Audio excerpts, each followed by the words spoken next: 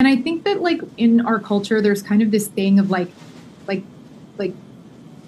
death and grief is supposed to be like put on this pedestal that exists completely separate of everything else. And I think there's something really not human about that because death is a part of life.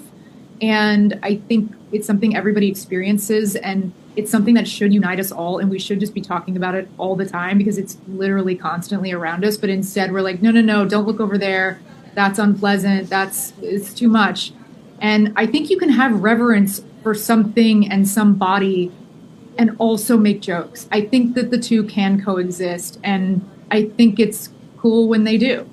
You know, the first thing I thought of when I saw this story was my mind instantly flashed back, and you may have seen this as well, but Conan O'Brien and Will Arnett sharing the story of Jason Bateman and Conan's parents passing and the text chain that they had and just how hard they were all laughing in such a dark time in a serious situation and kind of how Conan handled that.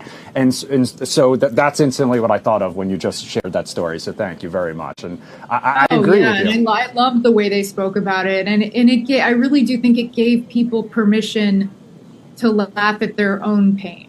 I think that's the biggest, like, that is a true gift you can give someone is being like, listen, like, I'm doing it. It's okay if you do it. We're all in it together. Well, you're part of another show as well, and you did mention it, Ted Lasso, a new season on the way, season 4. A lot of people very much looking forward to that. That series is kind of known for its optimism. It's known for its heart, but it also does juggle some really heavy topics, whether it's Ted's anxiety, his depression, his father's suicide. Did working on that show sort of open your eyes to how these two subject matters can go hand in hand? And was that sort of a natural evolution to what you're working on now? Yeah, I mean, I've learned so much just through writing for television and specifically writing for Ted Lasso. I think it has trained my brain to always like look for the story, look for the narrative.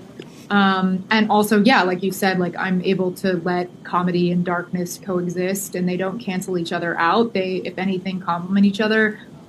So yeah, all of that has impacted the way I write anything now because I've been on Ted Lasso for 6 years, 7 years. So yeah, I mean, that formula is so successful and I think it's also it is a little chicken or the egg. It's probably also the reason that like I was hired to work on Ted Lasso's because that is kind of like who I am. I'm like a pretty light and bright, bubbly person with like a undercurrent of darkness.